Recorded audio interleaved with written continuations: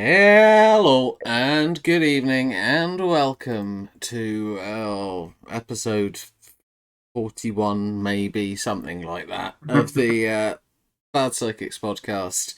This is our belated review of the 2025 Formula One season. We are closer to the new season starting, probably by the time this comes out, than we are to the last one finishing.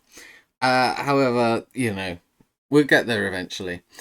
As always, I am joined by a trio of idiots. I predict, first of all, that he's most likely to be unsure what Piastri's been complaining about, because he's always happy to swap positions and come in behind. It's Mal. Sorry. How are you, I Mel? was I was wondering where that was gonna go because I figured that'd be something for me, but yeah, that would make sense where it goes. Yeah, I'm alright. Thank you. Next, I predict the reason he predicted Alonso to win 2 races is that he's got a lot in common with him, as they're both old and losing their faculties. It's Matt. And losing their hair as well. Yes, accurate. Yes. I've been known to make a few dodgy decisions in recent times. Yes, but how are you, Matt? It's been a while. Are you well?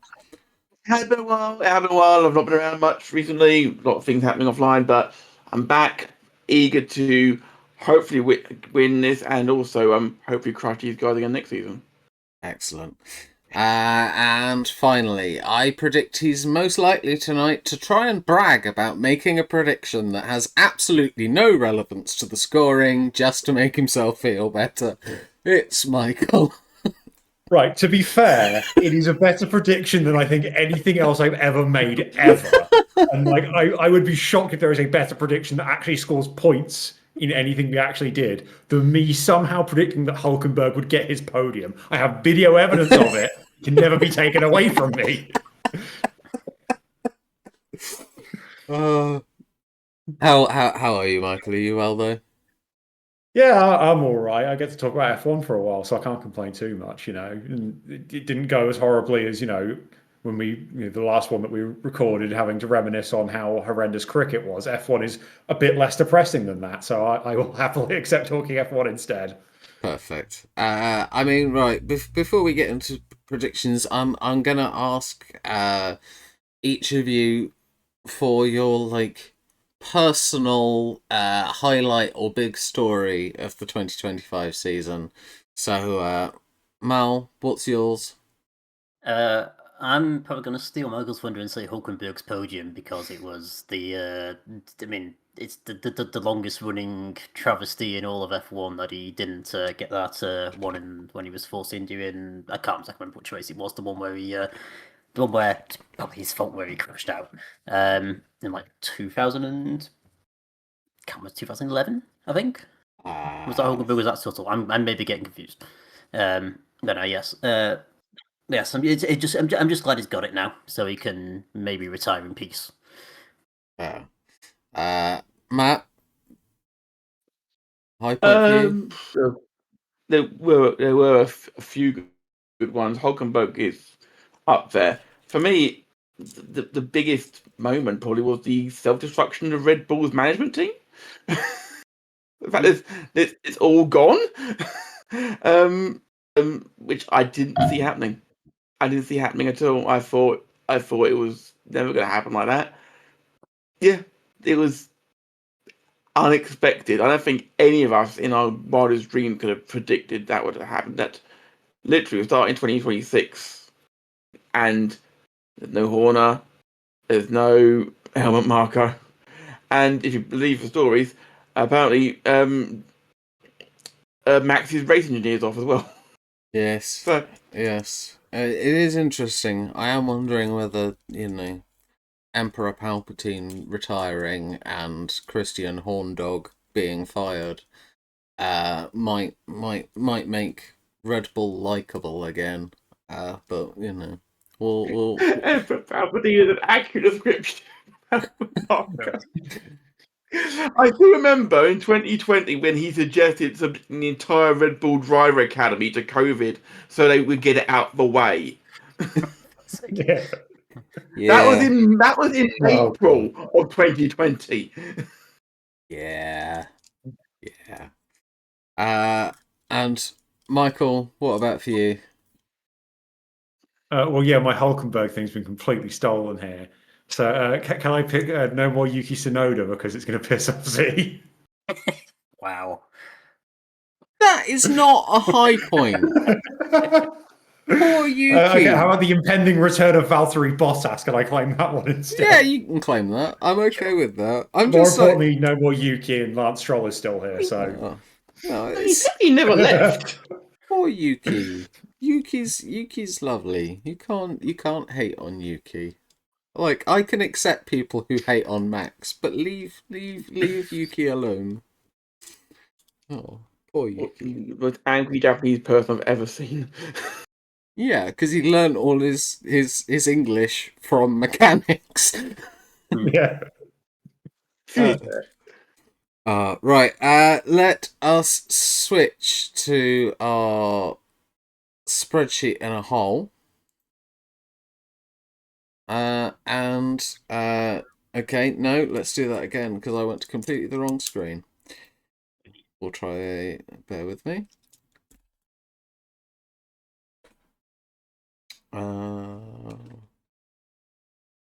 Oh, piss off.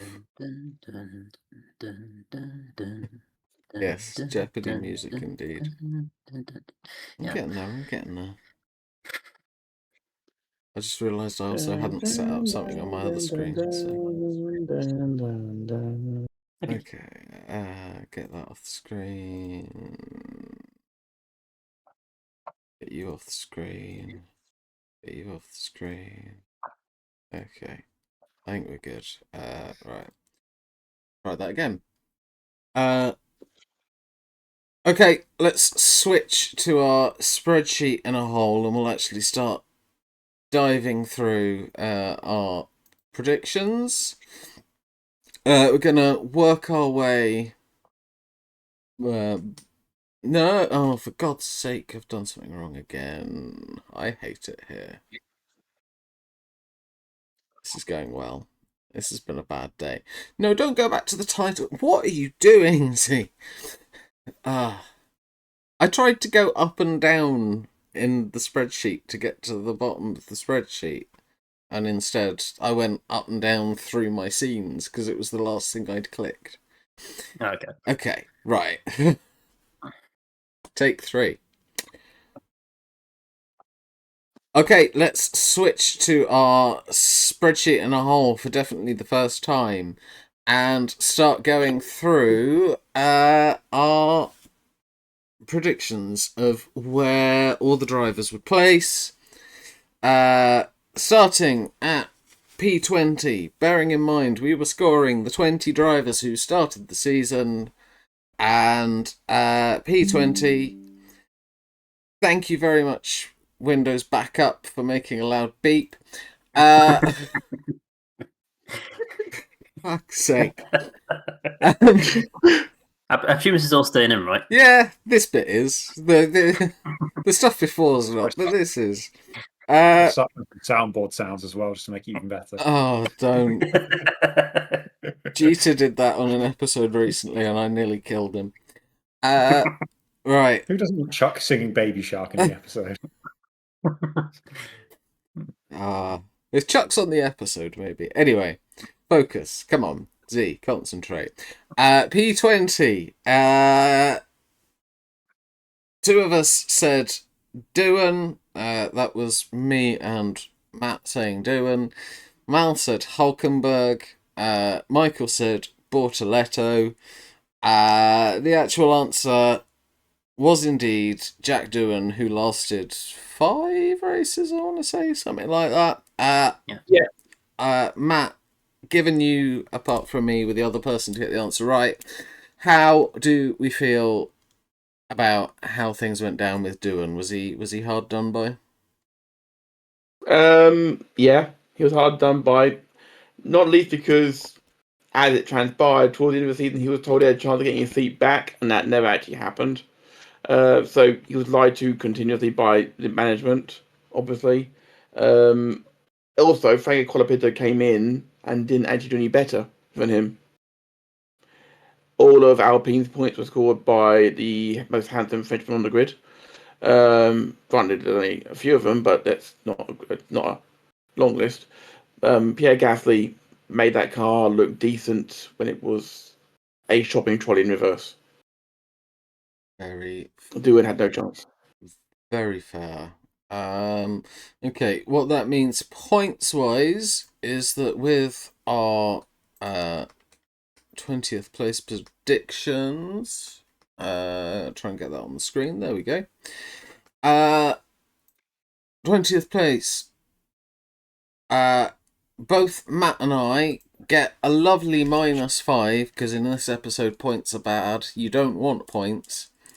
We get -5 for getting the right person. Oh, I fucking hate it here. Why has that gone wrong? Why is everything going to shit so far? What's This it done?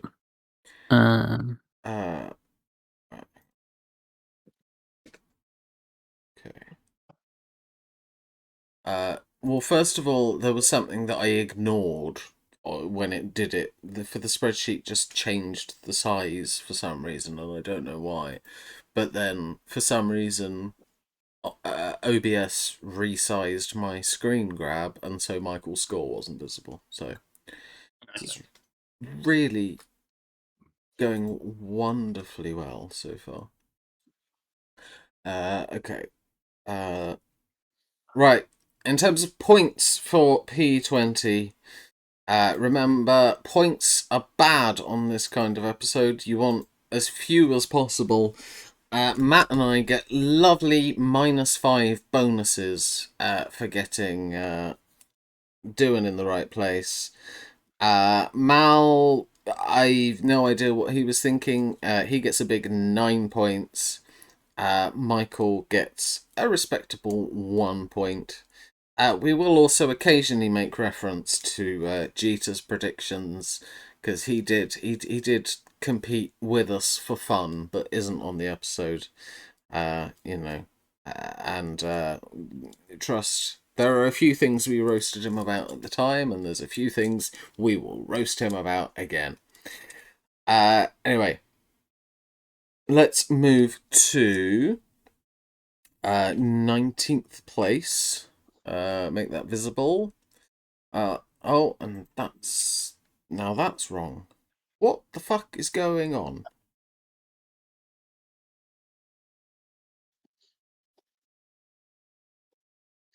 This is actually pissing me off.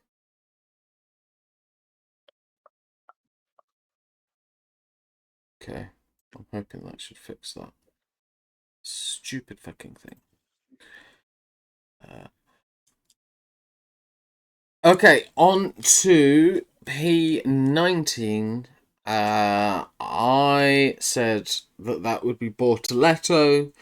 Mal said it would be Ocon. Matt and Michael both said Hülkenberg, which was especially odd from Michael, given he thought he was going to get a podium. So just kind of proves that his Nico prediction was just him waffling and not based on any actual skill. No, the actual outcome was Bortoletto, so I've got that one right again. For me, I think Bortoletto had, despite coming second last, I thought he had a really strong first season. I think to pick up 19 points in your debut season in basically a stagecoach is a phenomenal effort. In another season, 19 points would have been like probably about 6 places higher. It's just that there was a lot of points sharing for everybody other than the second Alpine. So Well, got a bit hard on 25 there. years ago, 19 points would have got you probably fourth in the championship. Well, yes, true, but that was with a very different scoring system. I am at least talking about 19 points with this scoring system. Let's not be silly now. It's why I'm here. I've got obviously because you can't be. Oh, I'm still very capable of being silly. Don't you worry. But yes. Let's see what that means for the points. So our P19 predictions. I am starting off strong with another -5. Come on. Everybody else seemingly had people in P19 who were not near P19. Matt and Michael both get 8 points onto their score. Mel makes up for it with a slightly more respectable 4. Slightly less wrong this time. Yes, indeed. Let's move on to 18th now. For Mal and Matt, that was Bortoletto. For myself, it was Behrman. For Michael, it was Doohan. None of us got the actual answer, which was Pierre Gasly. Let's go Michael. Michael, what do you think has changed, if anything, in Gasly's stock after this season?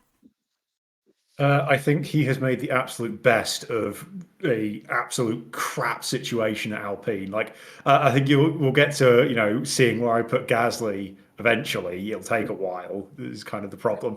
But I think I put far too much trust in French engineering. Is essentially what happened. I think here, it's like that car is an absolute mess. Like they basically have had the, like I think the one thing that they are clinging to is the fact that more so than anyone else, they stopped development on that car after like they basically built the car for this year and went that'll do, and then started focusing on next year.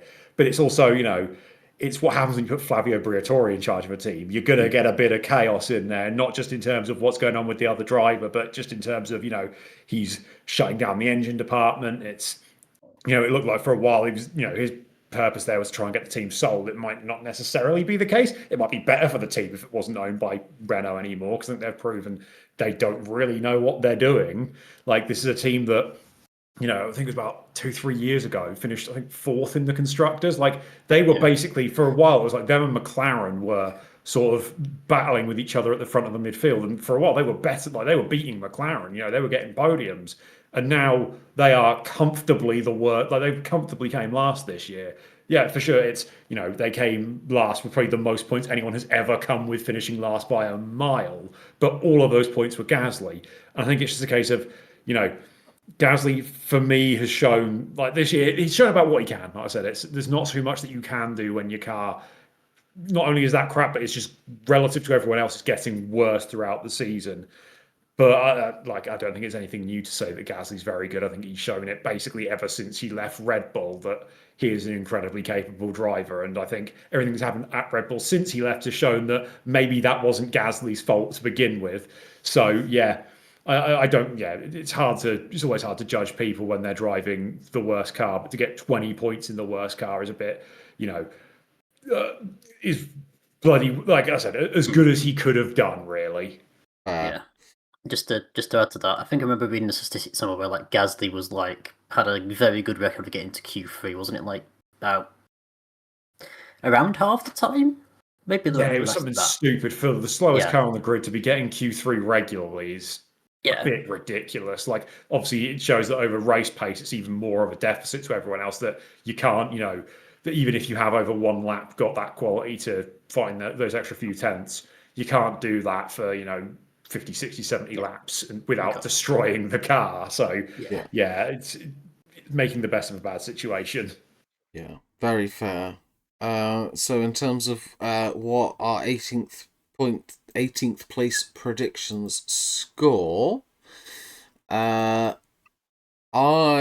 get 5 points onto mine, just the 1 point onto Mal and Matt, 2 points on to Michael.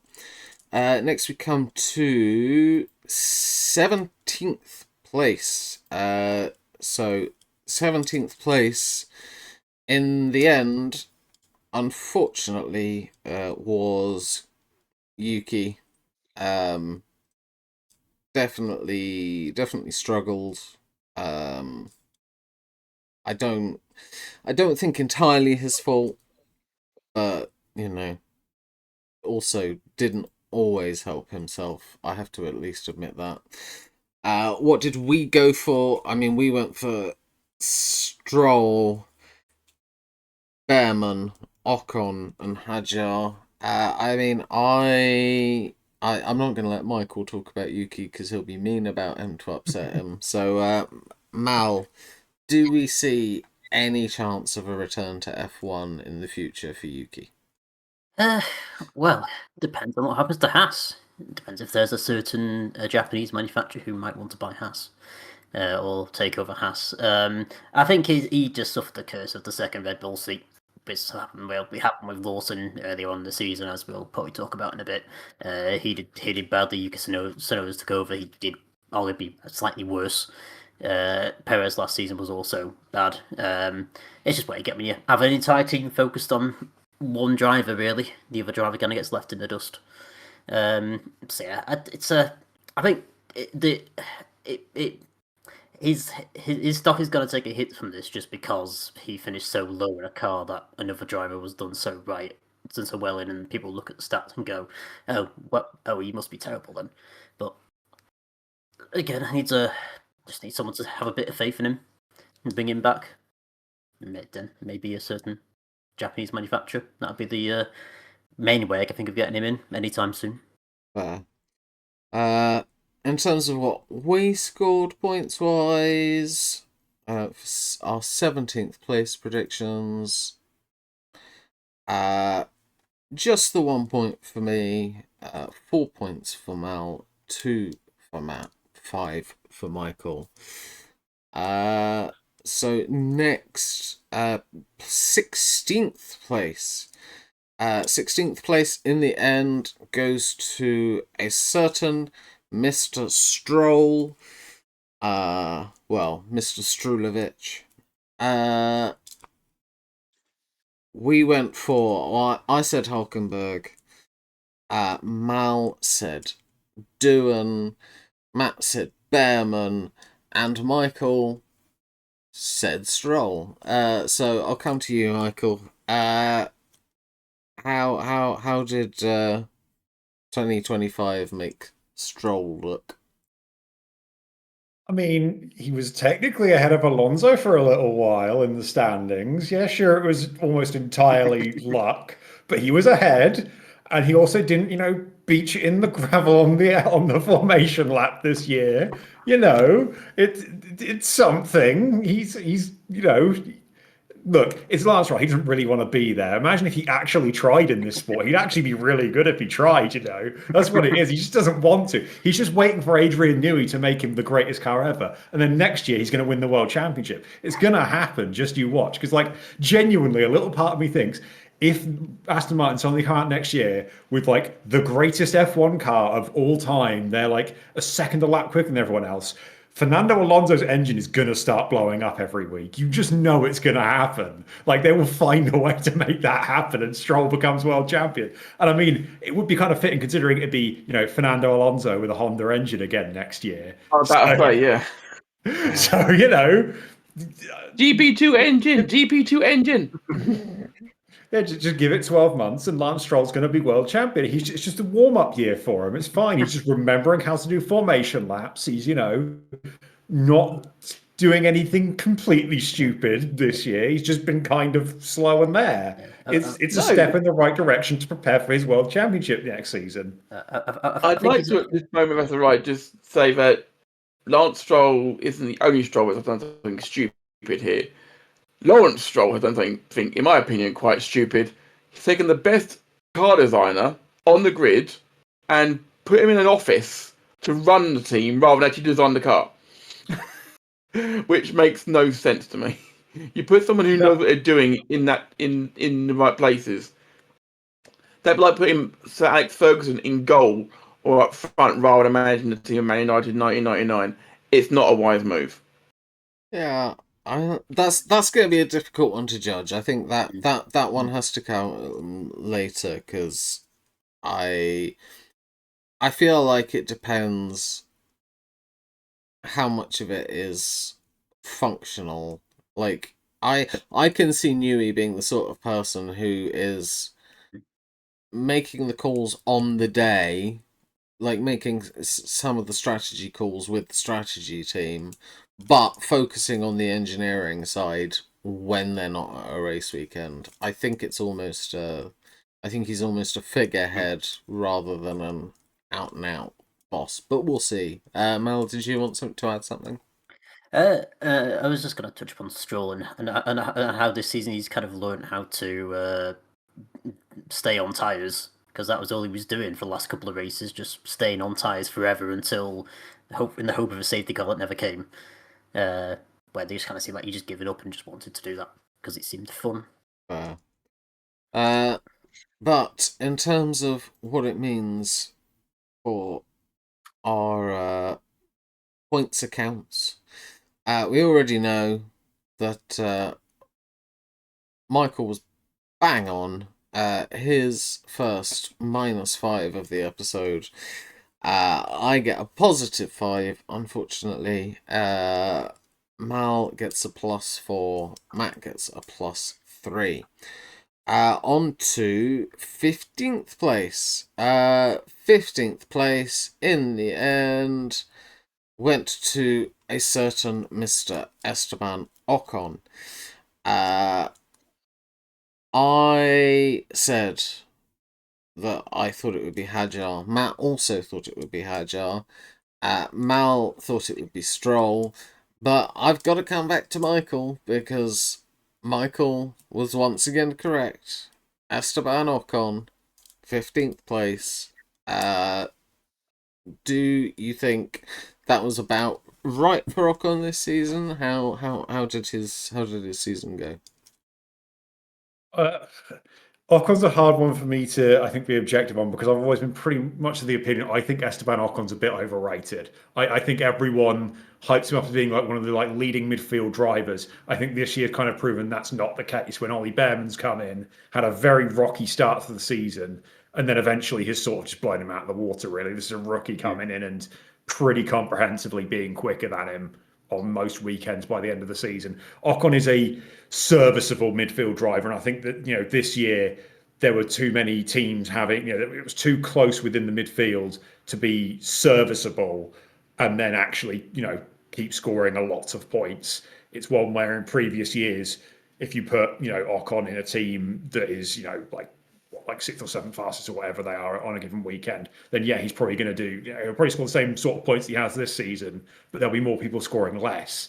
Whereas this year, it's kind of shown that because of how close everything was, you do kind of need a little bit more potentially of the guy who has just got that bit of extra pace when they need it. And Ocon is more of a he's not going to do anything stupid unless it's raining. Ocon, when it's raining, is different. I will happily admit that he will pull something out of the bag magically. Like him and Lance Stroll turn into blooming Schumacher and Senna in the wet somehow.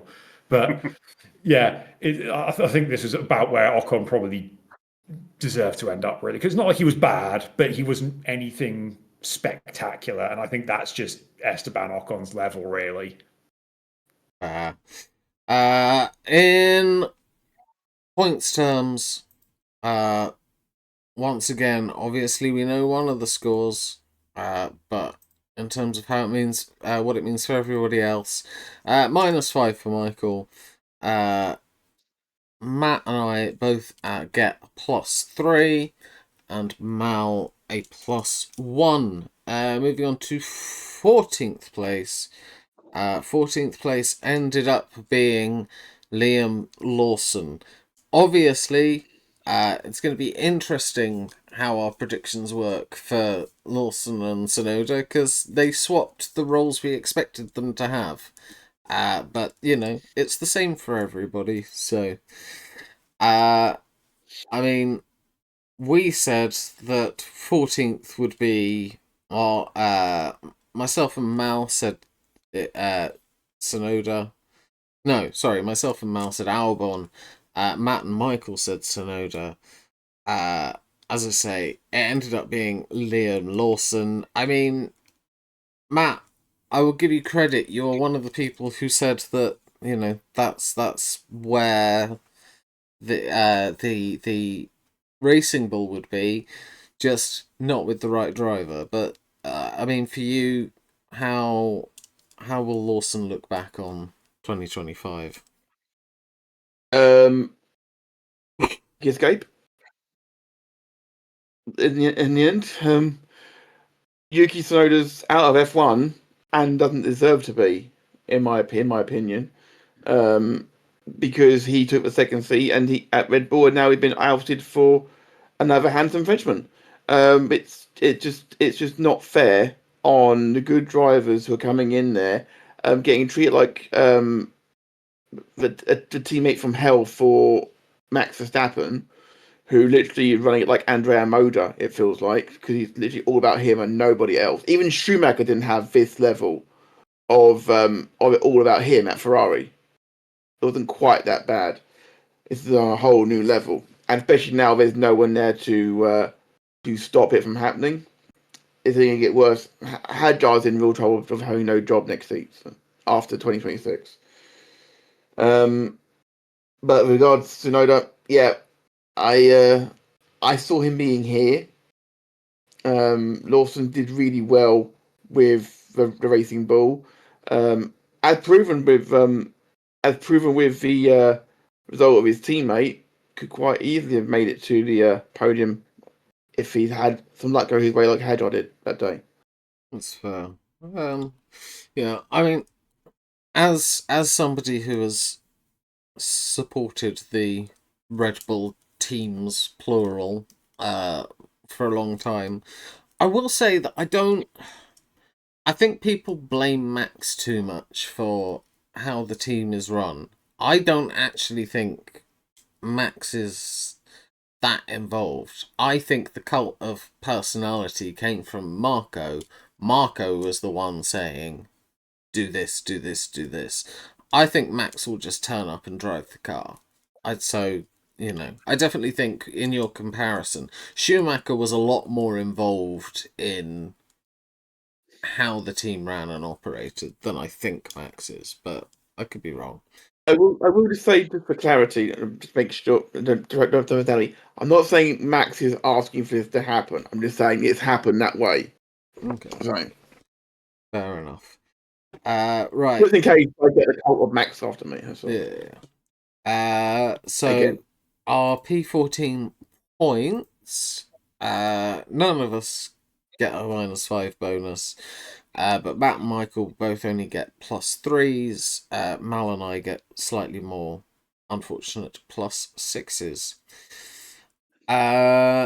Okay, next we come on to P13.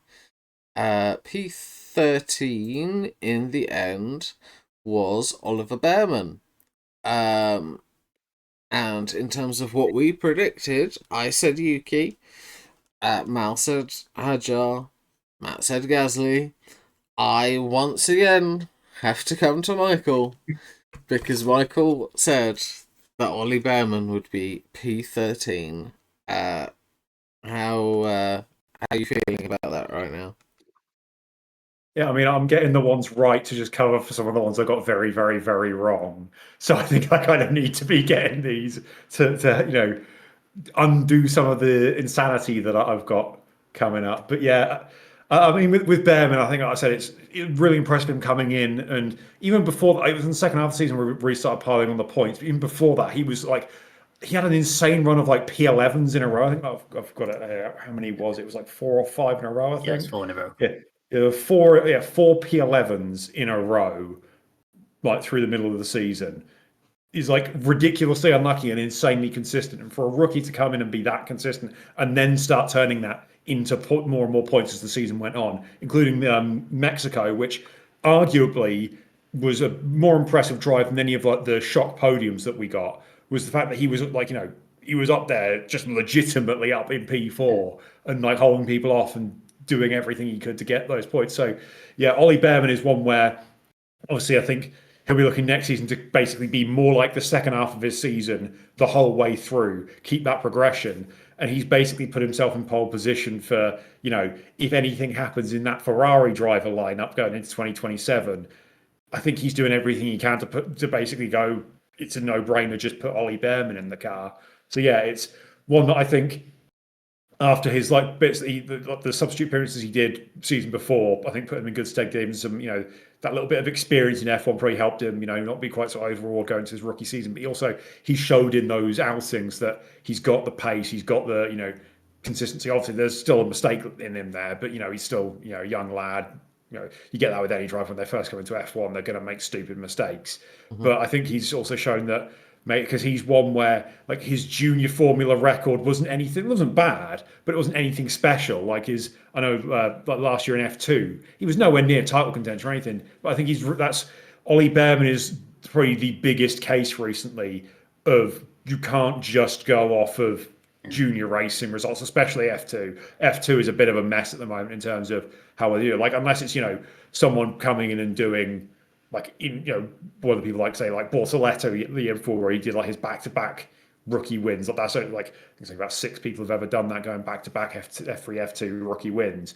And doing that is a sign of someone being really good. But outside of that, it's really hard to tell, because you will get guys down in in the midfield of F2 who actually should be in F1, whereas you'll get guys who are up near the top of F2 who they get a shot at F1 and they're nowhere near it, or it also depends heavily on who's actually racing in that category. For Christ's sake, Nick De Vries won F2, came into F1, and you saw how that went. And then you realise who was the runner-up that year when Nick De Vries won, and it kind of makes sense. When his championship rival was Nicholas Latifi, then it all makes perfect sense as to what the standard of F2 was that year. But yeah, Behrman is basically doing everything that he needs to do to prove that, that having an eye on the Ferrari seat is not an insane idea for him. That's fair. I have to agree. I think that Behrman takes the seat with Leclerc in 2027, enabling Tsunoda to slide into that Toyota seat. Interesting. Okay. But yeah, points wise, once again, Michael in a little spell of crushing a few in a row. He picks up a -5. Matt gets a +5. I get a +4. Mal with his third +1, which is as good as you can be without actually being right. Yes, I've been up by 1 for 3 of them, which is very frustrating. That's 6 point. 18 points turnover, but hey, maybe I'll get good later. Indeed. Right, next we come to 12th. I said Ocon. Mal said Sainz. Matt and Michael said Albon.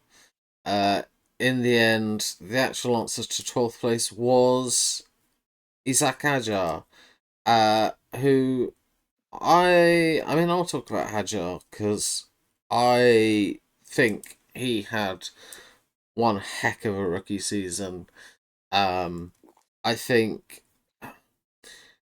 in terms of does he deserve the Red Bull seat? I think he is the correct driver to be in that second Red Bull seat next season from Red Bull's perspective. From anyone else's perspective, I'd almost be inclined to be like, no thank you, I'll stay where I am, because unless your name is Max, it is easier to drive that Racing Bull than it is to drive the second Red Bull. But I think he did very, very well. I think his reaction to his podium at Zandvoort was incredible. I love how excitable he gets.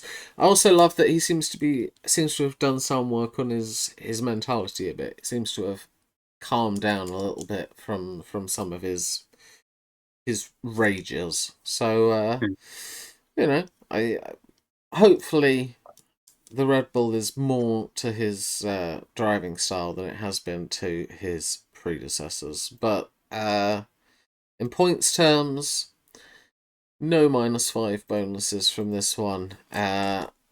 Instead, Mal and I both get +3s. Matt and Michael both get +4s. And so we move on to 11th place. 11th place was actually Mr. Ulkenberg, which means we were all wrong because Mal and I went for Gasly, Matt went for Sainz, Michael went for Alonso. I mean, usually I'd let Michael talk about Ulkenberg, but I've been letting him talk a lot. So Mal, I'm going to come to you and say, how are we feeling about Nico? Hulkenberg was able to was able to drive the shitbox up into the points, especially towards the start of the season, which is something that Bolter wasn't able to do.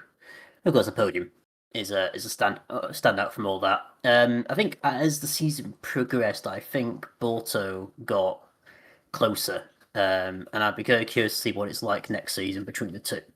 Because I think Bolter might actually be better the next season than the previous season in Hulkenberg. He's always shown to be a solid, dependable midfield driver who can be on the verge of a podium. Now he's got a podium. He's just shown that again, hasn't he, in a not particularly good car.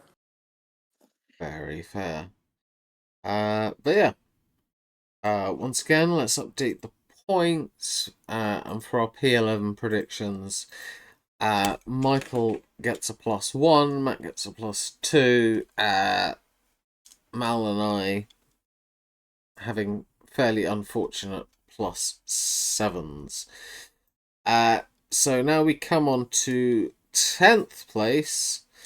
10th place was Fernando Alonso, and you will see that Mal and I both went for Fernando Alonso. Got one right. Matt went for the wrong Aston Martin, but an Aston Martin nonetheless. Michael went for Sainz. I mean, I guess I'm going to come straight back to you, Mal. What is it about Alonso that screamed 10th to you? The Aston Martin car was not how we'd think it would be potentially next season. Alonso can get the best out of any car, Ben Stroll at least. And yeah, I think it kind of went the way I expected. It's kind of the middling sort of performance, the middling performing car being driven a bit out of its skin, really. By a very good driver. Just wasn't on as spectacular as a podium, anything like that, but I set a solid run of points in the middle of the season, didn't he, around Spain, Canada time. So, yeah, he's just shown Alonso's probably in a holding pattern until next season when he's going to hopefully get a good car. We'll see then. Very fair.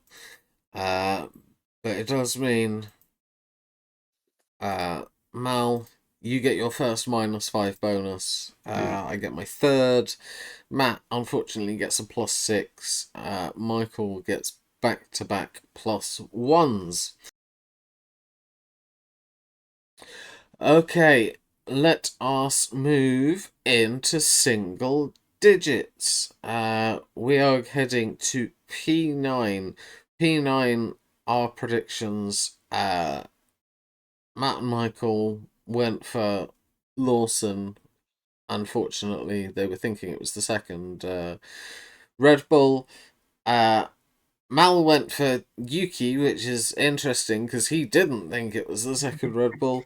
I went for the smooth operator himself, and that's correct. It was Carlos Sainz in P9. I think Sainz arguably might have been one of the best drivers this season. I know he got outscored by his teammate. I understand that. I genuinely do. But he did have some moments of bad luck, like his car just deciding to turn into a bonfire at Austria, for instance. To take Williams to not one but 2 podiums in the same year, which kind of proves it wasn't a fluke. I recognise that Albon consistently picked up some points, but for me, Sainz's ceiling is far higher, and if you can remove the bad luck and the occasional mistakes, I do still maintain I think he's one of the best drivers on the grid. But for this season, he comes in P9, and in points terms, what that means, Michael and Matt both add +5s to their scores. Mal, unfortunately, adds a big +8. I get another -5. Next up, we head to P8. P8 was interesting for all of us. Mal and myself both went for Lawson being P8, thinking it was the second Red Bull. Matt went for Antonelli. Michael went for Gasly. I mean, none of those are correct. In the end, it ended up being Alex Albon. Matt, how do you think Albon did in his first season with a new team? Well, Albon's been with Williams for a couple of years now. Yes. Sorry. First season with a new teammate. Oh, okay, sorry. Well, technically both Red Bull dropouts, as it were, if you go back far enough in his career, of course. I think that they worked quite well together. That car management changes, the restructuring they've done. At one point, I wouldn't have been surprised if they'd have dropped the back of the grid into obscurity and by Williams. Between the two of them, yes, Sainz picked up the podiums, but as you said, Albon kept scoring consistent points, and I think it certainly made him race harder than when he's had Logan Sargents, your Franco Colapintos, your Gotifis, whoever you want to put alongside him in that Williams car. They made him race harder because he's I don't think he's team leader anymore.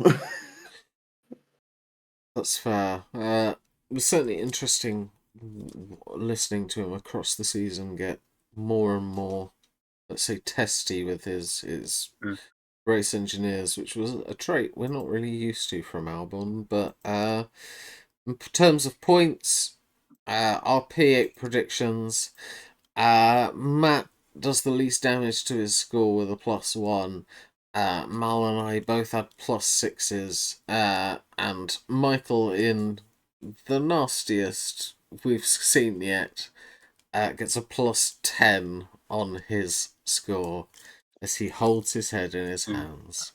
Bloody French engineering, why did I trust it? Don't trust the French is the moral of the story here. A motto for life, one might say. Race in Oxford. Yeah, but they're owned by the French. The engine was made in France.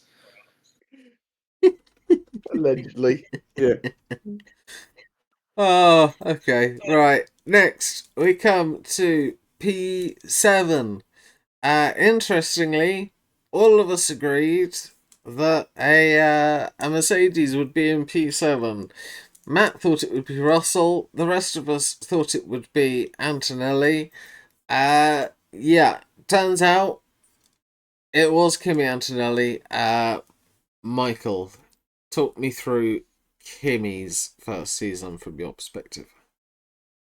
Yeah, a bit up and down on the whole, but realistically, when he's like I don't know, he's like 12-year-old coming into F1, basically, yeah, you're never going to get pure consistency out of him. They've sort of, obviously they've somewhat rushed him into F1 a bit, losing Hamilton, they kind of went, sod it, let's just get him in now, give him the car, just go for it. And yeah, you were always going to get a bit like, you saw at times the raw pace that he's obviously got, thinking to like Miami being one of the big ones where obviously he just, over a single lap ridiculously quick. As the season went on, you could see him getting closer to Russell, but realistically, it's still, your teammate's George Russell. It's going to, anyone in that other car is going to struggle to match up to him, let alone, a rookie coming in and trying, chucking him straight into a car that can fight right at the front.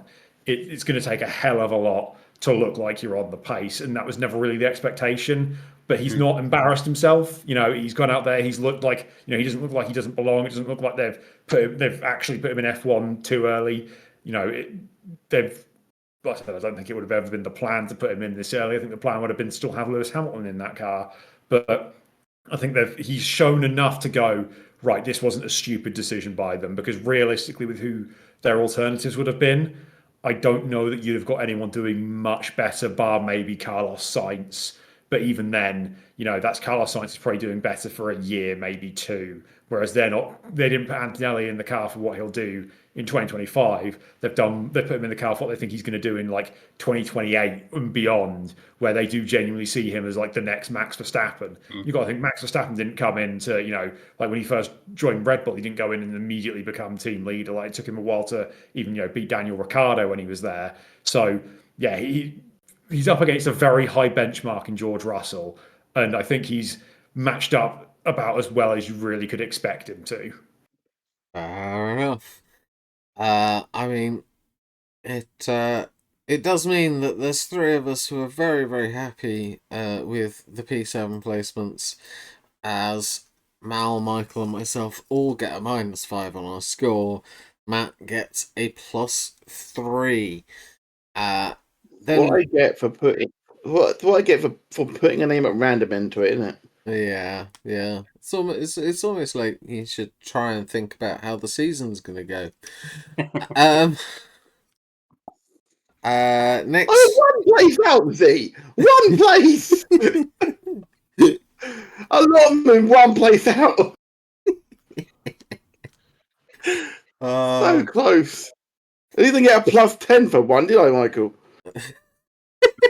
Michael just catching strays now. Right.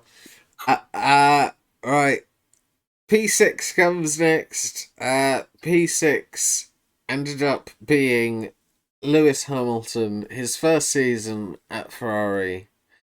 I mean, in terms of how we all thought it would go, Michael thought Piastri would finish in 6th. Matt thought Alonso would finish in 6th. Mal thought it would be Leclerc. I thought it would be Lewis Hamilton. For me, I don't really care how much Hamilton complained about the Mercedes of his last couple of years. He is just not the driver he was before. I said it at the time, he switched teams in the hope of proving that the issue at Mercedes was the car. And it wasn't. It's just time and age have got to him. He managed a sprint win in China, but even that was kind of questionable because he ended up getting disqualified from the main race, which sort of makes me question the legitimacy of the sprint win. But yeah, just he's not the driver he is. Didn't manage a single podium for the first time in his career. That's all there is to it. So in terms of P6 points, it's another -5 for me. I am thrilled. Mal gets a +1 again. Matt gets +4. Michael a +3. And let's also remind our viewers that Jeter thought that Lewis Hamilton was going to win the World Championship. He sure did. Just utter lunacy from the American, but Yes, of all the people, it's the American who thought Lewis Hamilton would win. Yes. Not any of the British people who had him in a reasonably sensible positions, really. Yeah. Yeah. Silly. Right. Next, let's come to 5th place. In terms of what we all thought for 5th place, I said George Russell. Mal thought it would be Hamilton. Michael also thought it would be Hamilton. In actuality, it was Charles Leclerc, who Matt said it would be. So, Matt, talk me through Charles Leclerc's 2025. I will. I'm just saving the fact I actually got just 2 out of 20 right so far. It was not good on that side of things. Leclerc, and I take everything you said about Hamilton because didn't do great. Leclerc did not have a good year in that Ferrari either. So the Ferrari was not a good car. Let's say it. The strategy. Listening to Leclerc and Hamilton arguing with the race engineers, like this is our plan, this is what we do. We are driving the car. We know what's happening. Let us do this. No, we stick to plan B. We stick to plan C. Just let them. They know what they're doing. Lewis Hamilton is a 7-time world champion. He maybe as fast as he used to be, but he still knows what he's doing. Leclerc had similar problems. Yes, he got some podiums. I think that I actually look back now and think like I'm lucky that I put Leclerc down at 5th place because only a lunatic would have put him down to win the championship this year.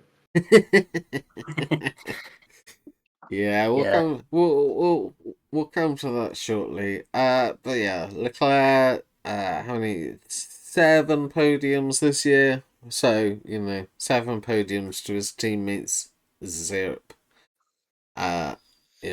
Not ideal. But yeah, that definitely does help Matt out in the scoring. Because whilst Michael, Mal, and myself all add a +1 to our scores, Matt ends up with a -5 bonus. So let's move on to 4th place. Michael and I had a pair of Norrises. Matt had Lewis Hamilton. Mal, you said George Russell, and George Russell was indeed 4th in the championship. How do you think he will reflect on his season? He sure was 4th. He was, I think, quite possibly, as when the memes popped up, that he did nothing and finished 3rd, finished 4th, finished 2nd, won a race, arguably and did nothing. Yeah, he was like, he is the kind of the perfect driver he kind of wants in that car, really. Just very consistent. Like, probably getting the best out of that machinery. Yeah, he's just really good, and I just think he's if the inevitable rumors are true and someone comes in to replace him, he'll be very sought after by any big team that's knocking around, I would say. And he could even be a potential man to fill a particular seat at Ferrari if they get their act together. He's he just did really good this year. I think he almost fell under the radar too much, I would say, for most casual viewers, just because he just wasn't doing anything massively spectacular. He was just consistent, being in the right positions at the right time. Yeah, Mr. Consistent, basically. Enough.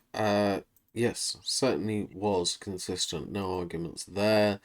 That means that Mal gets a -5 bonus again. Michael and I get a +3. Matt gets a meager +2. Now we move to the top 3 in the championship. I mean, 3rd place ended up being a certain Mr. Pastry. I mean, I predicted him to come 3rd. Mal predicted him to come 3rd. Matt and Michael said it would be Verstappen. I mean, I think in the end, for me, I mean, it's difficult to say when it's your first time in a title fight, but this did feel like a bit of a bottle to me from Piastri. I think Yeah. the run from Azerbaijan to Vegas, if he could have found 14 more points across 6 races, he's world champion. And like I don't think that's outside the realms of possibility. I do think there were obviously some questionable calls that went against him in places that, you know, if they were 50-50s, he seemed to consistently come on the wrong side of said 50-50s. But yeah, no, he had a very good about 3/4 of a season and shat the bed in 1/4 that cost him. In points terms, though, reveal it, and Michael and Matt add 1 solitary point to their scores. Mal and I both get a -5. So next we obviously come to the runner-up. The runner-up ended up being the previously 4-time reigning world champion Max Verstappen. I mean, Mal and I both said that. Matt thought it would be Piastri. Michael thought it would be George Russell. I mean, Mal, I'm going to come to you. I'll say from my perspective, I almost think Max looks like a better driver from a season he didn't win than from seasons he did win. Like, do you feel like that's an accurate assessment? Yeah, that's exactly my thoughts. I think he's but even though he didn't win, although there were times towards the end of the season where most of us were shitting bricks, thinking he was gonna somehow manage to snatch victory from the jaws of defeat. But yeah, he was able to take what would have been probably the fourth fastest car on the grid. I managed to have a fantastic streak towards the end of not finishing outside the podium for like the last 6 or 7 races, something like that. Yeah, he's just proved that he can just do it in not the fastest car, which is just the hallmark of a very good driver. And yeah, I do think if Race had one more season, he would very much have won the title. But fortunately for most of us, it wasn't. But yeah, it depends on how Red Bull do. Depending on how the Red Bull car does next year, I think it'll obviously outperform any teammate he has. But if they manage to get a reasonable car put together, he might be in another shot. And of course, depends on how the engine is, of course, with the sort of weird not Ford engine, which could be good or could be terrible. Indeed. Yeah, very much squeaky bum time towards the end for pretty much everyone here. It was 10 straight podiums at the end of the season. Jesus. So yes. But all that matters to us is what that means in terms of points. P2 points. Mal and myself get another -5 bonus. Matt gets a +1. Michael gets a +2. Finally, we come to the world champion themselves. We already said that Jeter went for Hamilton, which makes Michael and myself shouts that it would be Charles Leclerc's year. Look, slightly less questionable by comparison. Meanwhile, Mal and Matt both went for Lando Norris. Matt, did the season... I mean, you obviously got the result you expected, but did that result get reached in the manner that you expected? Not at all. Not at all. I'm going to say this quite simply. How does one finish third in a two-horse race? Ask Oscar Piastri. Because he did it. He did what Tottenham Hotspur did back in 2016. Finished third in a two-horse race. Lando. I will just say though, Lando didn't get lucky this season. Lando was consistent. He was picking up points when Oscar didn't. And when Max was picking up points, he kept scoring. That's why he only needed to score the last three podiums. That's all he needed to actually win the championship. He was just consistent the whole way through. That's what wins you championships, being consistent. It's how Max won the championship 2024 by getting the points on the board early on and keeping momentum going when McLaren started catching up and overtaking him at the fastest car. Let's not forget that Oscar Piastri self-detonated himself. Because you say, like, if he'd have picked up 14 more points here, you say that over 6 races, absolutely right. And people have been pointing at the Monza incident where they asked him to swap places. Yeah, did the same thing the year before in Hungary. And let's not also forget that if Oscar hadn't binned it twice in the space of 24 hours in Azerbaijan, he probably would have been world champion. Yeah, I mean, I certainly agree with that part. For me, the Italy bit was a bit different because the Italy bit was based on a slow pit stop, which is different from just... True, but the team papaya thing went both ways. They've been that way for the last 2 years. Yeah. Whether or not they make it a hat trick of years of team papaya rules, I'm not convinced. Yeah, I also thought personally Singapore was a little bit sus in terms of if you end up making contact with your teammate in the process of trying to make a move, then I understand it was mitigating, but for me, I'm not convinced that he shouldn't have got that place back. But either way, it does not matter a great deal in terms of the scoring, because Matt and Mal both add their -5s back to their score. Michael and I both add +4s. That does mean, for anyone not really paying attention, Mal got the top 4 in the championship bang on, and if he'd have flipped his 5th and 6th, he would have had the top 7 bang on. I mean, are you some sort of F1 mystic, Mal? No, because look at the rest of my predictions. They're all pretty terrible. I think this is like I think I thought of it a bit logically based on last season, really, where like Red Bull having a bit of a mid car helped with that.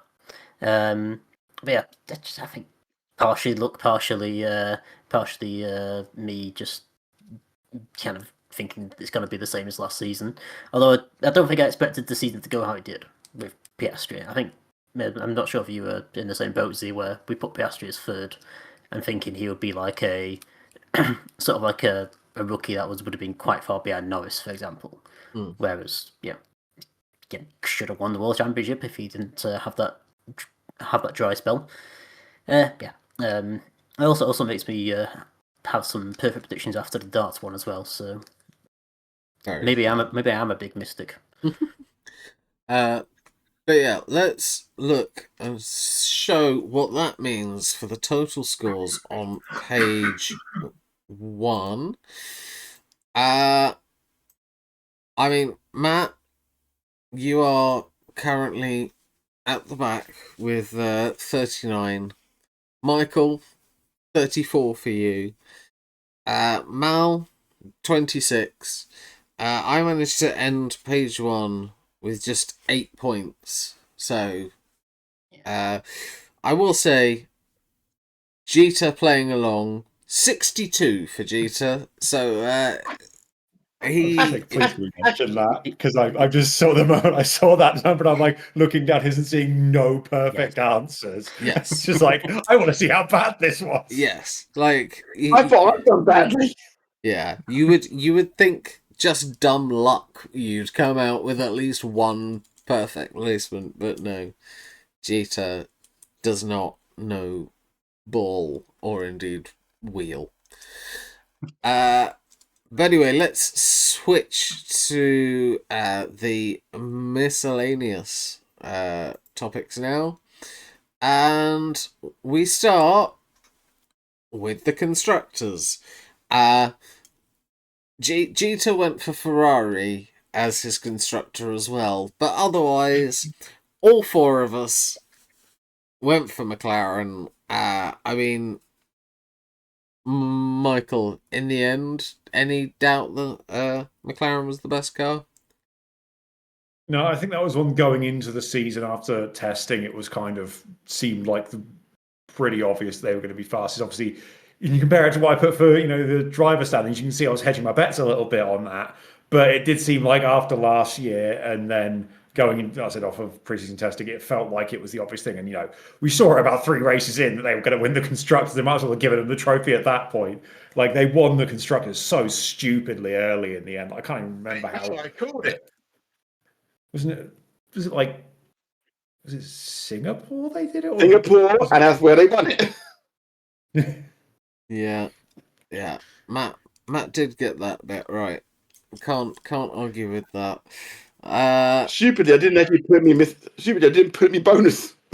And say you'll get as many points for that as I will for my Hulkenberg podium. So welcome to the club. Okay, well, in terms of what that means for our points this episode, all it really means is that all of us get exactly the same points. It's a -10 for everybody. So that's just gonna neatly boost all of our scores except Jeter if he was playing along.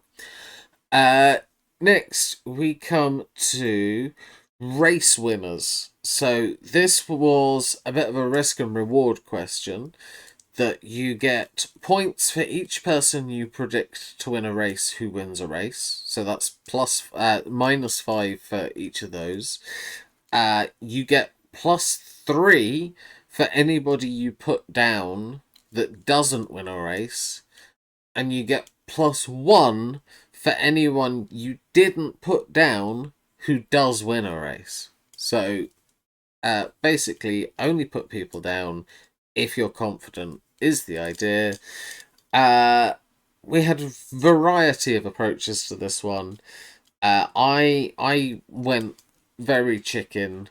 I was only confident in 4. I didn't even get that far. Leclerc didn't win a race in the end. There were only 4 race winners, which were Norris, Piastri, Verstappen, and Russell. I mean, Michael, I'll come to you again. You went for 7 different drivers winning races. You had the 4 that actually did, plus Leclerc, Hamilton, and Antonelli. Yeah, I think it was twofold. It was I was a bit too high off of the 2024 season where we did get all of those insane number of race winners.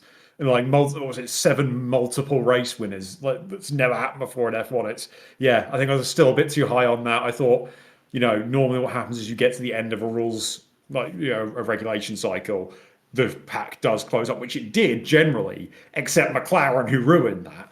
But yeah, I think the other problem was that I had far too much faith in Italian engineering as well, which is the dumbest thing to do ever. Like, just that's even worse than trusting French engineering. But yeah, it was just a bit too much faith in Ferrari, a bit too much, like I said, following on from 2024. I think I thought the field would be closer than it actually was at the top. In the end, yeah, it was basically just McLaren were really, really good. Verstappen's going to win anyway, and George Russell will find a way to win races because he is also incredibly good. And I will say my part here of if you put George Russell in that McLaren, he wins the title by blooming Las Vegas. So, yeah, I think that's basically how we end up with 4 this year. Right. And then Matt, I have to come to you as well.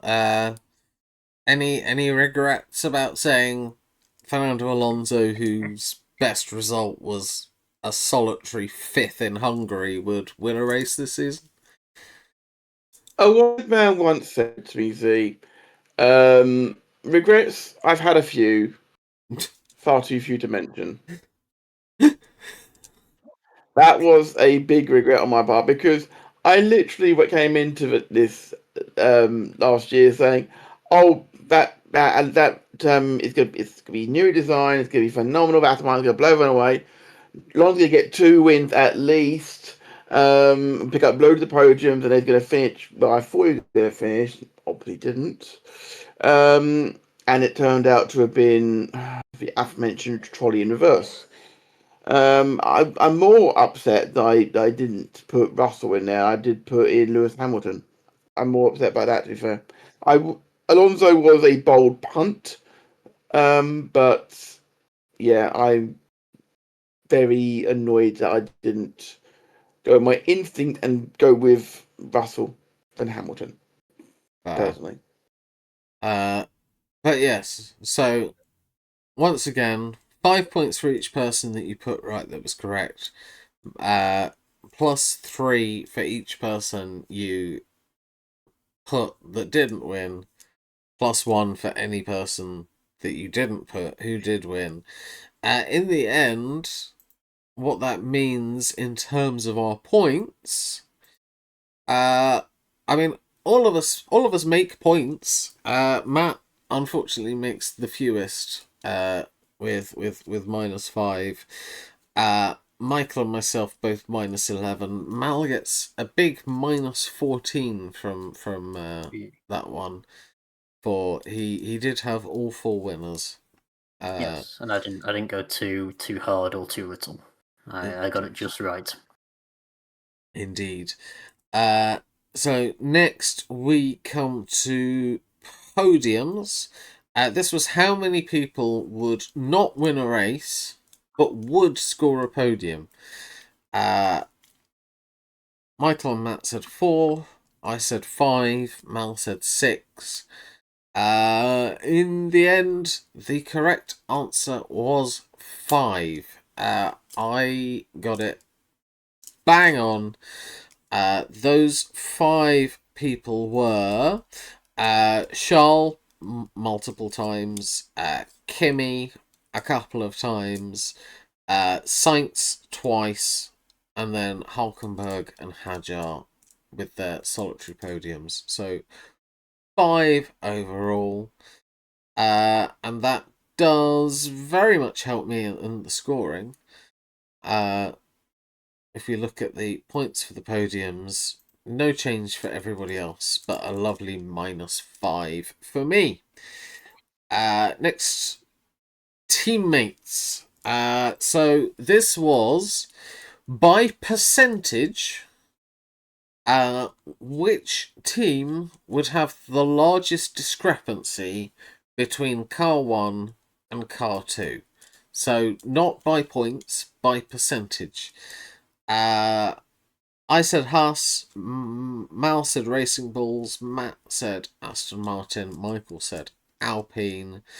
I mean, in the end, it was a very easy one to mark, this one. It was one of the few I didn't have to do too much research on the basis that the answer was 100% for Michael and Alpine. I mean, Michael, were you expecting it to be 100% when you made that prediction? Maybe not quite that far. I kind of knew that Gasly would do well and that second seat would be a mess. So it felt like a safer bet. I didn't quite think it would be Gasly gets 20 points and his teammates literally can't get the car anywhere near the points. Like that felt a bit of, a bit different. Also, I like to think of it less of 100% and more of it as infinite percent because it's technically infinite percent of the second seat's points is what Gasly got, which makes it look even more like an insane difference. But yeah, it's in the end, it felt like a bit of a little bit lucky that it was that far, but it always tends to be a lot of the time that the answer to that question will be whoever finishes last because one car might nick a couple points, the other gets 0. It's never usually 20-0, but it's like, I think the year before it would have technically been Sauber because Guan Yu Zhou got infinitely times more points than Bottas somehow. But yeah, it's you always get someone on 0. But I didn't know I for sure remember that it back, would be. yeah, I remember back in 1999, Ralph Schumacher, when he signed up to Williams, he was told if he gets within, I think it was 65% of the points Zanardi scores, they'll extend his contract. Well, Zanardi scored 0 points, and Schumacher got everything. He got a couple for second and third place, I believe, that year. So, yeah, it's happened before, but not usually at a big team. Obviously, Alpine obviously were not a big team this year. Yes, indeed. I mean, I think a cursory glance, I think, tells me that aside from them, it probably would have been the Saubers, Bortoletto with 19, Hulkenberg with 51, which I think is going to work out at something in the vicinity of like a 65% difference, I'm going to say. Would it not be Max and Sonoda? Because Yeah.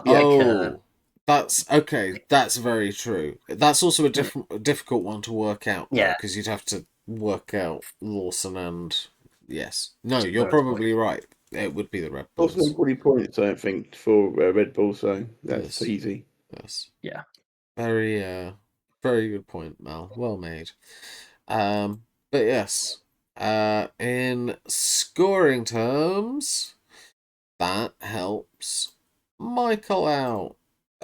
He gets a -5 onto his score. The rest of us get zip. Next we come to retirements.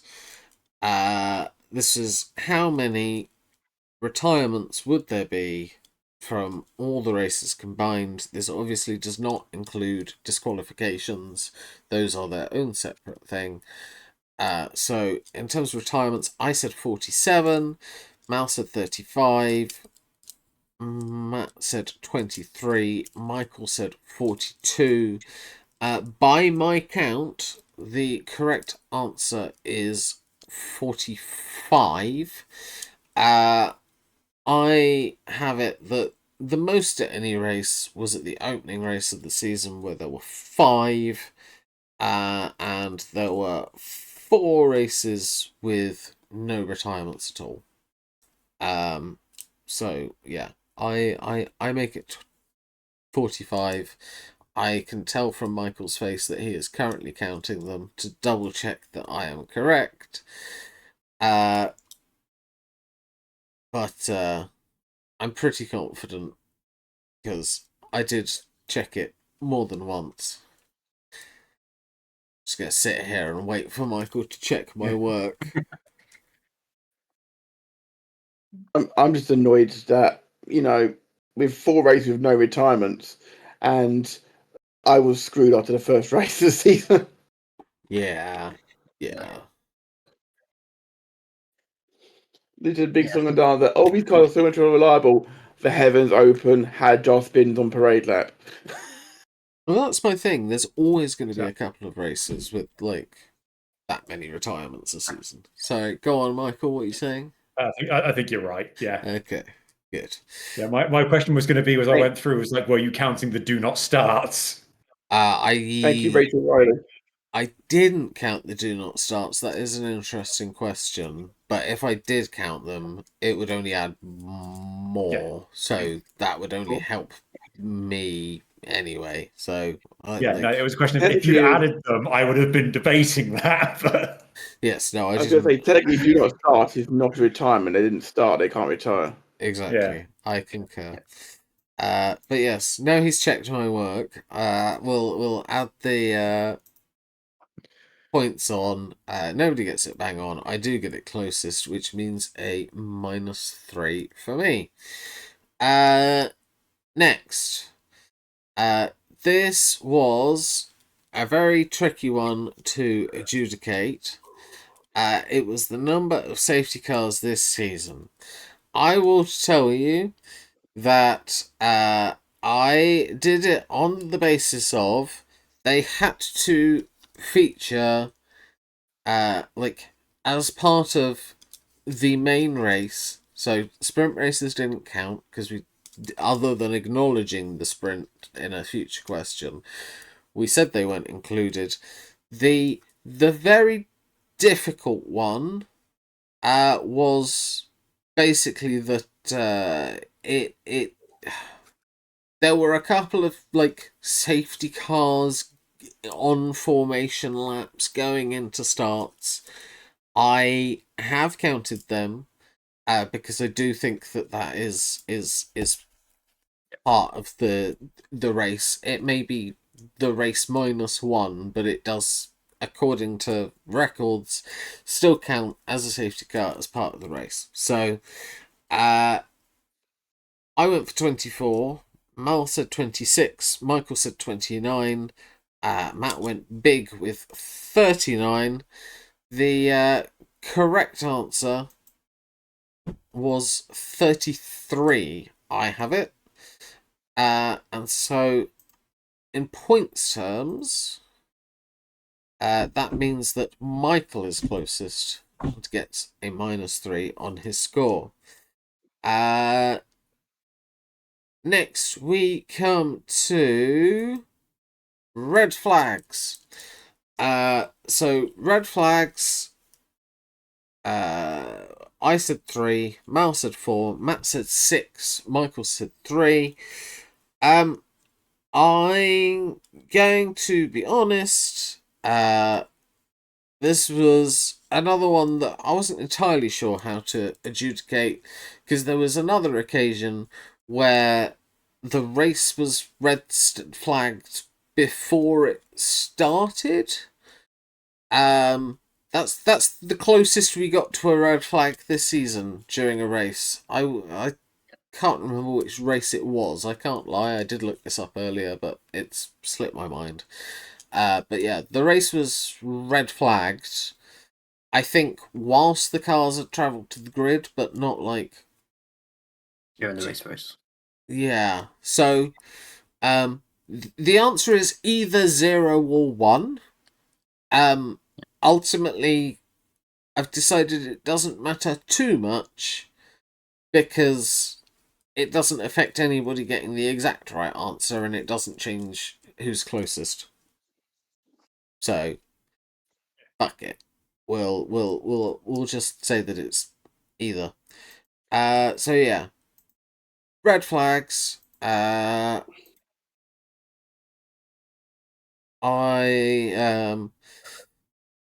Michael gets -3. Hang on, should I have given myself -3 as well?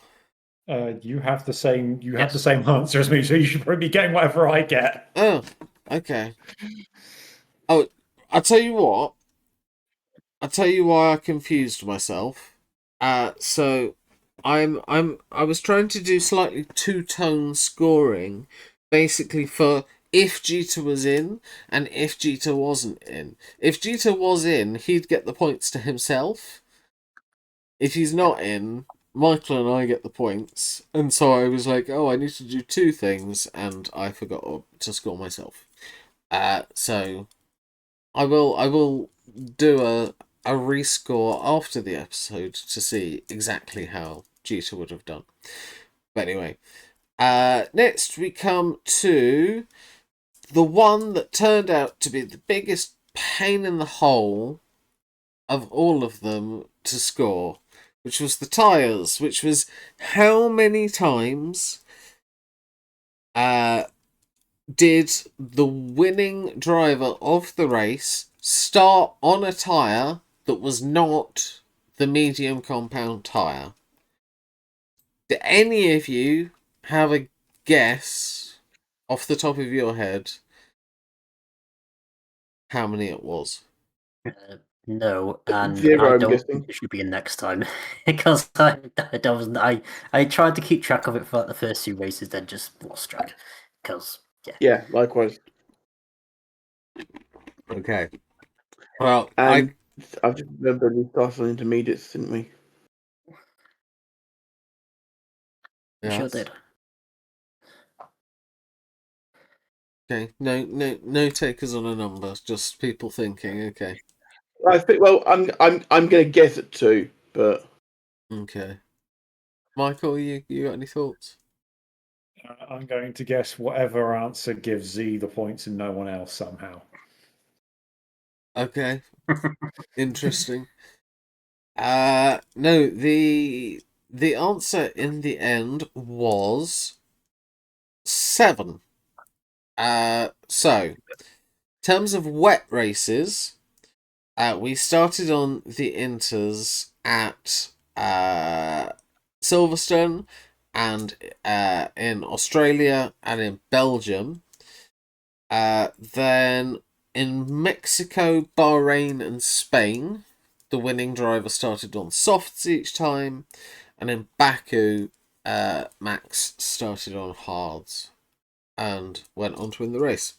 So the answer is 7, which means that if you were here, Jeter would have actually got something bang on correct. Unfortunately for him, he's not here, so we barely recognise it. And that gives me a -3, because I wasn't bang on, but I was closest to the 4 of us. Next, we move on to the sprint champion. So this is if there were a mini leaderboard for the sprint races, who would win it? Do you guys know that? Were any of you following it? It ended up being not Max in the end. religiously. Just because he did reasonably well in all the sprint races, and I think there was a couple where Yeah. I think because of how strong he ended the season, and there was quite a few sprints towards the end. Yeah, I think Mal won the money here.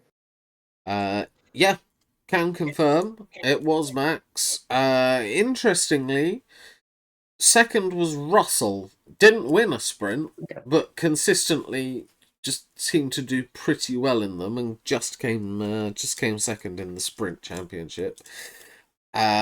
But there was only one of us that said that Max would win the sprint championship, and that was Mal. So, congrats, Mal. As we update the scores. That was a complete blind guess, and I don't know. He won something at least. Yes, and it earns you a -5 on your score. Me. Next, we come to title decider. This was where will the Drivers' Championship be sewn up? At which race weekend? In the end, I remember at the time, all 3 of us were quite shocked that, like, all of us had predicted Abu Dhabi, apart from Qatar. I think all of us thought we were making a punt, and everybody made the same punt, besides Michael. I mean, Matt, I'll let you talk about this one in terms of you said it would go down to the wire. Technically, you said it would only be between the McLaren drivers. You didn't include Max, but No, I did not. I didn't include Max. No, I knew that the McLaren drivers would be fighting it still at the Champion Decider in Abu Dhabi, which I've got to admit you ridiculed me for until it was explained by my illustrious colleagues to my other side. That you can win a constructors championship before you win a drivers championship, which I did. However, I didn't see Max in the mix, and I'll be honest, I was half rooting for Max towards the end because it would have actually given some validation to the fact that it's not just the car. yeah. Because one could argue that 3 of his 4 world championships have been because of the car. Yeah. It would have been glorious, like a better term. But I'm very pleased the Brit won. Fair enough. It does mean that three of us have our points helped along by where it happened. There's a -5 for myself, Mal, and Matt. Unfortunately, Michael was one race premature. And so now we come to the bonuses. I mean, we'll start with mine. I predicted that a race would award less than 4 points. I wasn't even really close on this one. It didn't even look in threat at any point. So points lost for me. We'll talk about let's talk about Matt's. I mean, Matt, you said all British podium at the British Grand Prix. You got the British winner. Yeah, I was psyched about that, and don't get me wrong, I was psyched for Hulkenberg. But when I saw Hamilton was hunting him down, I'm like, oh, don't get first and third, and then have second place be the one that I missed out on here. I actually didn't mind losing it because Hulkenberg got his podium, so I didn't feel quite so bad about that because Russell let me down that day. Fair, very fair. But yes, points lost there. I mean, Michael, you said that Alpine would be sold. In the end, to the best of my knowledge, no sale so far. They still seem to be owned by Renault. I mean, are you considering doing the same prediction next year? I mean, it's still on the table. I think it's going to be constantly on the table, like, especially if Alpine, like, if they don't make that giant leap forward that they kind of have to for how much they've sacrificed 2025. Then the more likely it becomes that Renault go, okay, actually this isn't working, and now that we've stopped making the engines ourselves, it's a more sellable asset. You know, they will make a lot of money selling an F1 team at this point. There will be, you know, you'd expect there at least be some takers in there to take that team off their hands. You know how much it's, you know, how much it costs to just get yourself into F1 if you're trying to make a new team. Like we've seen how much Cadillac have had to pay off the other team just to let them in. Yeah. And, you know, then they've got to build up all the facilities on top of that. It's a hell of a lot easier to get into F1 by buying a team. And it might be, you know, it might end up being some dodgy bloke coming along and chucking a bunch of money at it just so they can get their son in the team again. You know, we could get, I don't know, Dmitry Mazepin might come back out of nowhere. Or, God. you know, what about Rich Energy F1? Bring that back. But no, it's... Or maybe it's kind of shoe salesman, you never know. Yeah. Latifi Jr.? No. But yeah, no, it's like F1 teams at this point, like I think Renault, if they aren't doing well, will look at it and go, we can make a hell of a lot of money if we sell this thing right now. Like F1 as a whole has not been made, you know, not had this much money getting pumped into it basically ever really, but you know, relatively speaking, not for a long time, especially, you know, from a commercial standpoint, and then so much is being done to basically just turn it into a profit-making machine that, yeah, it becomes more and more likely that Renault just give up trying to be good at this when they realize they can't and just make money off of it instead. I mean, they've sold off chunks of that team already to, like, you know, basically famous people who they can say, oh yeah, Ryan Reynolds and Anthony Joshua are in part of this team. Yes. They might, you know, they're obviously okay with making a bit of money off of it that way. It might just be the final solid, let's make all the money now. Yeah. Yes. Jeter said for his, he'd have gone for more than 24 races on the standings. That was wrong. There were only 21. And then we come to Mal and his infamous race where every rookie scores points.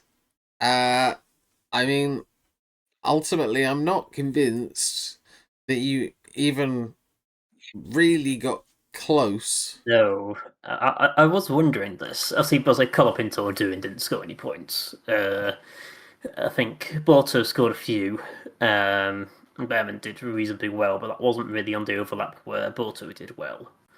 So I think I was like probably like 3 or 4 off every race. Yeah. I think there's probably races where none of the rookies score points as well, which is always fun. Yes. No, I think that almost would have been a safer bet. Yeah. But yes, I mean, Yes. to remind the audience, you basically gambled half your points from this screen in the hope of doubling your points on this screen. Obviously, it didn't come off. So, I mean, let's have a look at the points for the bonuses. All of us get plus points because we all lost. Michael and I +6 on ours. Matt +8 on his. Mal, half his score for the sheet ended up being 17, so he gets +17. Yeah, I presume this is the worst bonus result by quite a way. Correct. In all of this podcast. Yes, Fantastic. I believe the worst before this was a 12 that went the wrong way. So yeah, definitely interesting. That means the totals for this page are Matt got -12. Mal was doing very well, but then halved his score and ended up with -17. Michael got -26 on this page. I got -34. So if we re-add in the 1 to 20 totals, and then we go through the results, I mean, Matt, in your first results episode, because the Eurovision one went wrong, you end up with positive 27 points, which, you know, is it's respectable. We've had much worse performancing. Well, yeah, it's bad. We've had much worse. So, I mean, Mal, you finish with positive 9 points. So the bonus question did me in there. yes, you brought you much closer to neutral. Michael, you finished with positive 8 points. Just pipping. My usual don't come last. I'm continuing the run of don't come last. Yes. And my final score, actually getting a first ever person to get a minus score in an episode with the points are bad rule. I finished with -26, and it is another win for the viewers champion. They all love the episodes where I smoke the idiots.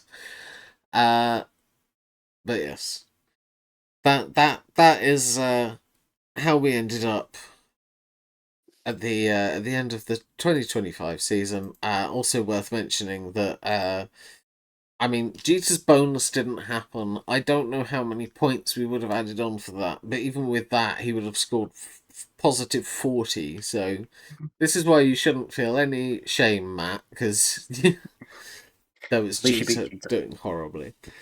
I'd like to point out that although mine didn't come in, I just got a third of my prediction right for that one. Unlike someone who guessed that Colapinto / Doohan was going to get in a point scoring position at any point. Yeah, Mal. You've been told. More likely than Alonso winning multiple races. Just saying. We don't talk about that, so we move on. We move forward. Anyway, yeah, that's how this episode ends. We will definitely be doing this episode again for the 2026 season. with maybe the same people. Maybe we'll mix it up a little bit. We'll definitely allow people to side bet like Jeter did for this season. But yes, overall we will probably in about 3 weeks' time be doing the 2026 predictions episode. Anyway, thank you all for watching. Thank you, Mal, Matt, and Michael for being a part of the episode. We will be back very soon with some more nonsense of some variety or another. But until we meet again, remember to always be big mystics, not big mistakes. Good night. Bye.